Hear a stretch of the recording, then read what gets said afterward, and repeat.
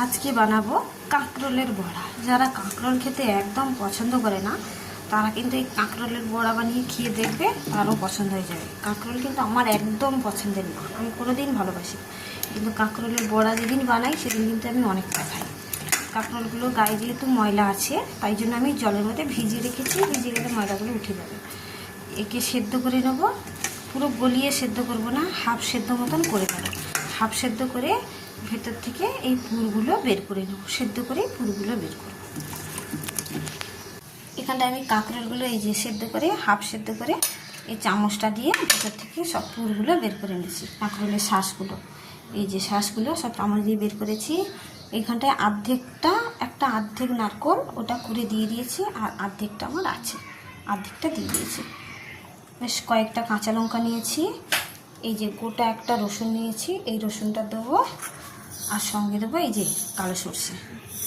সব দিয়ে মিক্সিতে একবারে বেটে নিয়ে আসবো। কড়াইতে দিয়ে দিয়েছি সর্ষের তেল, দিয়ে দেবো একটু কালো জিরে। এই যে আমার এক বাটি বাটা হয়েছে, বাটাগুলো দিয়ে দিলাম। এবার এর মধ্যে নুন দিয়ে সেদ্ধ করেছিলাম তাই অল্প একটু নুন দেবো, বেশি না। এগুলোকে ভালো করে নামিয়ে শুকিয়ে নেব, একটু মিষ্টি মিষ্টি হবে, তাই 2 টেবিল চামচ চিনি দিয়ে দিলাম। ঝাল করে মিষ্টি মিষ্টি হবে, এবার শুকিয়ে নেব। পুরগুলো আমার রেডি, নামিয়ে নিয়েছি, এরমভাবে একটু টানিয়ে নিয়েছি। এবার এখানটা আছে এই যে কাঁকরোল, চামচ দিয়ে দিয়ে ভর্তি করে পুরো পেটগুলো এরকম করে পুর ভরে দেবো, পুরো ভর্তি করে করে সব কটার মধ্যে ঠেসে ঠেসে কিন্তু আমি পুরগুলো ভরে দিয়েছি এখানটা। আর এখানে তাওয়ার মধ্যে দিয়ে দিয়েছি সাদা তেল, দিয়ে দিয়েছি। এবার সাদা তেলগুলো তেল গরম হয়ে গেছে, এবার দিয়ে দেবো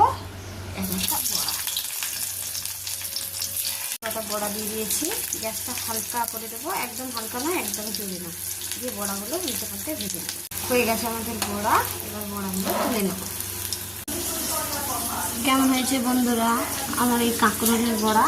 অবশ্যই তোমরা বানিয়ে খেও, খুব ভালো লাগে খেতে। ভিডিওটা যদি আমার ভালো লাগে লাইক কমেন্ট শেয়ার অবশ্যই করো, সাবস্ক্রাইব করে পাশে থাকো।